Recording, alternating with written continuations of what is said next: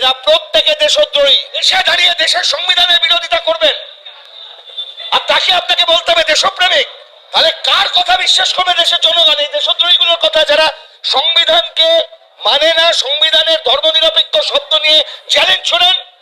যে চ্যানেল বলছে যে সেকুলার শব্দটা আজকে রেলিভেন্ট নয়, সেকুলার শব্দটা চলে যাবে, এই চ্যানেলের ডিরেক্টর সহ এই চ্যানেলের যারা সঞ্চালক, এদের বিরুদ্ধে ক্রিমিনাল প্রসিডিং নেই কেন পশ্চিমবঙ্গে?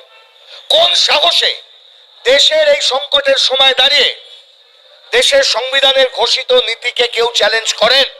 অধিকারী কি প্রধানমন্ত্রীকেও বলছেন, যখন বলছেন সেকুলাররা বোঝে না, সেকুলারদের বোঝান? কে বড় নেতা, নরেন্দ্র মোদী না শুভেন্দু অধিকারী? চ্যানেল তার ক্ষমতা হচ্ছে কি করে এই কাজটা করবার, যে সেকুলারিজমকে নিয়ে আমি কথা, সেকুলারিজম খারাপ, সেকুলার লোকেরা খারাপ? 2.5 বছরের বাচ্চাকে এরকম করে নিয়ে তার মানসিক অবস্থা নিয়ে ভাবলেন না? Mental health is important. একটা শিশু যার চোখের সামনে তার বাবাকে গুলি করে ঝাঁঝরা করা হয়েছে, এই ঘৃণ্য সন্ত্রাসবাদীরা তাকে হত্যা করেছে তার বাবাকে, তাকে নিয়ে সেখানে বলছেন, দেখাচ্ছেন, প্রতিশোধ ক্রিয়া করছেন, আমরা গাজা করেছি, আমরা ইসরায়েল গাজা করেছি, আমরা মোদির বাচ্চা। এই যে শব্দগুলো, রাষ্ট্রীয় ব্যর্থতা, এগুলো সবই কিন্তু আমাদের তদন্তের জন্য অপেক্ষা করতে হবে। কিন্তু ইন্টেলিজেন্স ফেলিয়ার এটা এই মুহূর্তে অ্যাডমিটেড পজিশন। আমরা বোধহয় কোনো জায়গায় কেউ এটা নিয়ে কন্ট্রাডিক্ট করছি না। বাকিটা তদন্ত হোক, তদন্ত করে আসুক, রাষ্ট্রীয় ব্যর্থতা না রাষ্ট্রীয় ব্যর্থতা নয় সেটার একটা কনক্লুসিভ প্রুফ আসুক আমাদের সামনে, আমরা তখন বলব। কিন্তু একটা ঘটনা ঘটে যাবার পর একটা রাষ্ট্রের দায়িত্ব হয় এই রাষ্ট্রের যে ঐক্য, জাতীয় সংহতি, তাকে রক্ষা করা। এটা হচ্ছে আমাদের প্রাথমিক দায়িত্ব, কর্তব্য, সাংবিধানিক কর্তব্য। আমাদের দেশের সরকার যে স্ট্যান্ড গ্রহণ করেছেন, বিশেষত সন্ত্রাসবাদ দমনের প্রশ্নে, অন্ততপক্ষে টুইট থেকে, স্বরাষ্ট্রমন্ত্রীর টুইট অথবা প্রধানমন্ত্রীর টুইট থেকে আমরা দেখতে পাচ্ছি তারা বলেছেন টেররিজম শুড বি কমব্যাটেড, সন্ত্রাসবাদকে দমন করতে হবে। Yes, that is the commitment of India before the committee of the nation.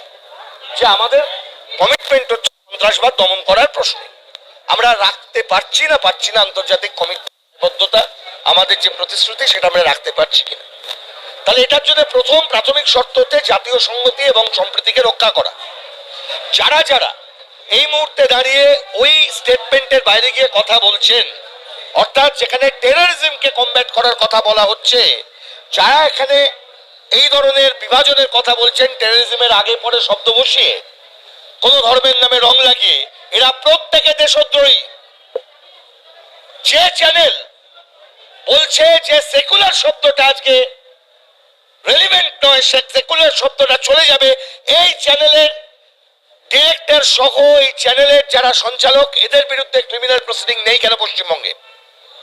কোন সাহসে দেশের এই সংকটের সময় দাঁড়িয়ে দেশের সংবিধানের ঘোষিত নীতিকে কেউ চ্যালেঞ্জ করেন?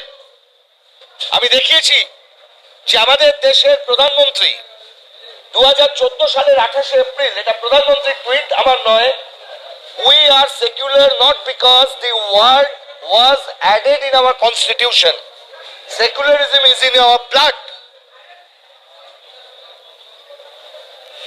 শুভেন্দু অধিকারী কি প্রধানমন্ত্রীকেও বলছেন, যখন বলছেন সেকুলাররা বোঝে না, সেকুলারদের বোঝান?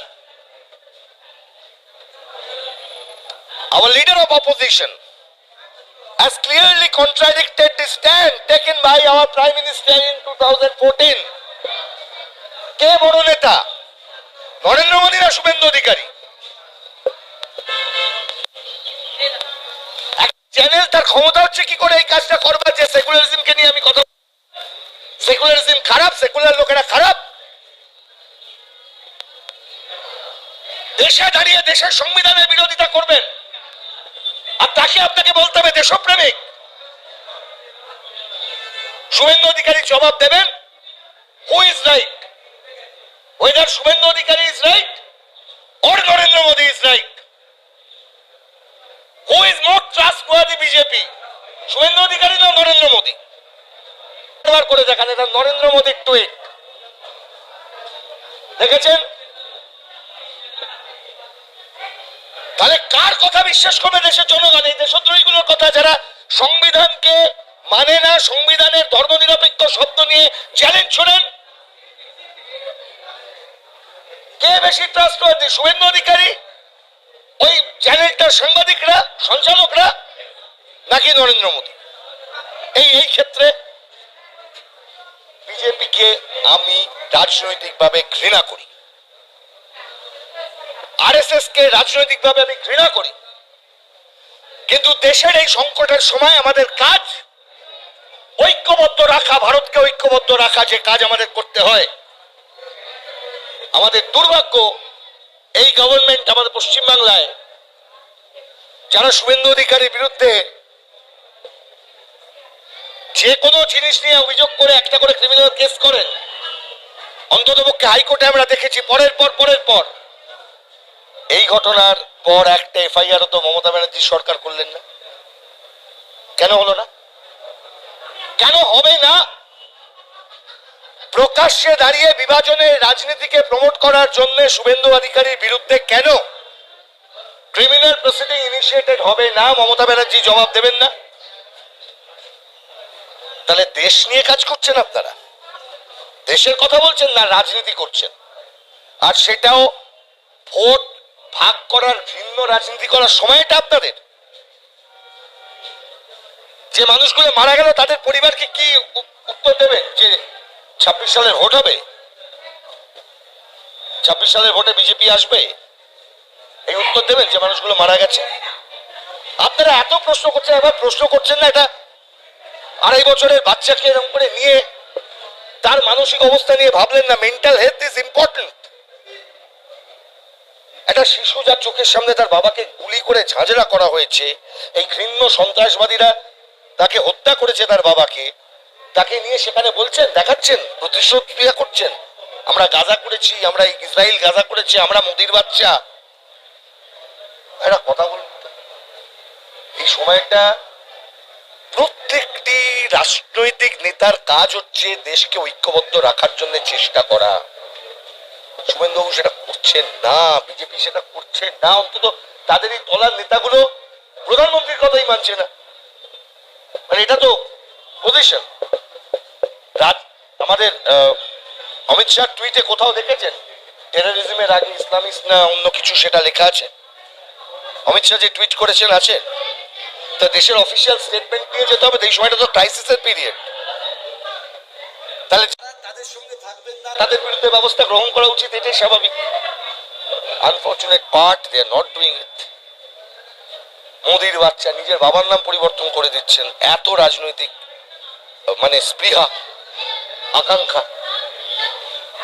মৃত্যু হয়েছে মানুষের, মানুষ মারা গেছে। বিজেপি নেতারা রাজনীতি করতে নেমেছেন, নোংরামি করতে নেমেছেন। ভাবুন, দেশের মানুষকে ভাবতে হবে কারা দেশপ্রেমিক আর কারা দেশদ্রোহী। এনআইএ কোথায়? জাতীয় সংহতির বিরুদ্ধে, সংবিধানের বিরুদ্ধে বিজেপি নেতারা বক্তব্য রাখছে। এনআইএ এর মতন সংস্থাকে দিয়ে কেন এখনো ব্যবস্থা গ্রহণ করা হবে না? দেশ মানে দেশের সংবিধানে ডিফাইন করা আছে। প্রধানমন্ত্রী সেকুলার বলেছে যে শুধু সংবিধানে লেখা নয়। যে লেকচার মারছে না ওনাকে বলুন চাকরির জন্য আর কত নিচে নামবেন। ইতিহাসের বিকৃতি কথাতে কথাতে নিজের মাথা যে বিকৃত হয়ে গেছে সেটাই আপনি দেখাচ্ছেন।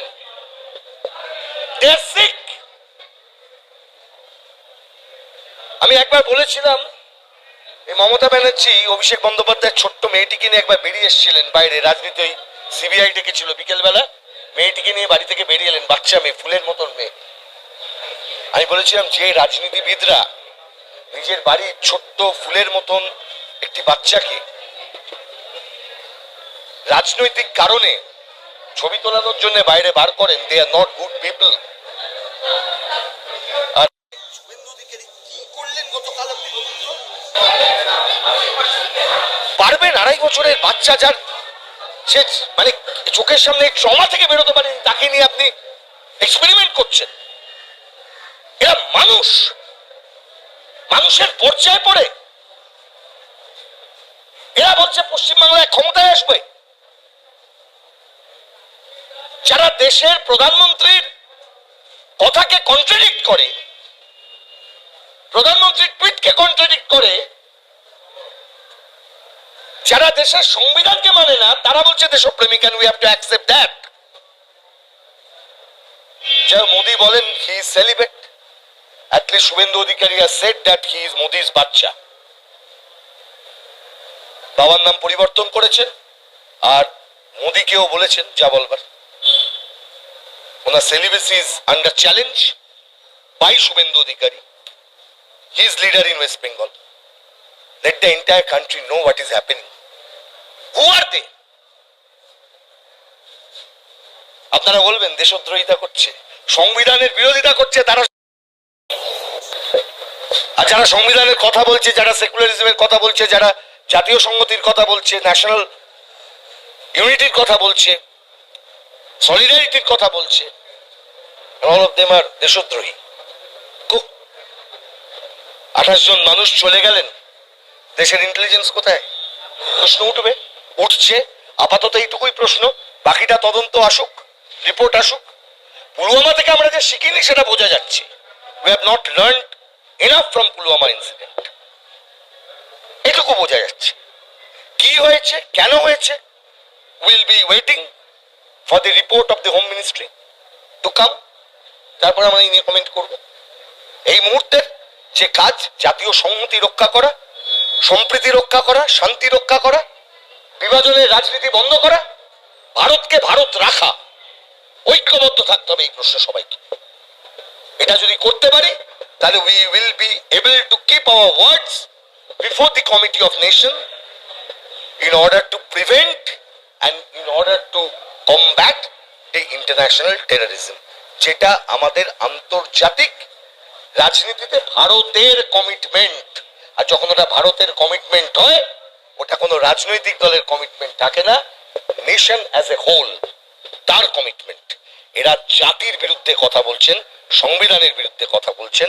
আর দেশের এই ক্রাইসিস পিরিয়ডে যারা সংবিধানের বিরুদ্ধে কথা বলেন, এরা আসলে দেশদ্রোহী। প্রয়োজন হলে আমি দাবি করব ইনভেস্টিগেশন, যে এরা কোনো বিদেশি শক্তি যারা ভারতের ঐক্য সংহতিকে ধ্বংস করতে চায় তাদের দ্বারা ফান্ডেড কিনা। আমার তো অন্তত পক্ষে বিজেপি পশ্চিমবঙ্গের নেতারা যে ধরনের নোংরামি করতে নেমেছেন, তাদের দেখে মনে হচ্ছে দে আর ফান্ডেড বাই দি এক্সটার্নাল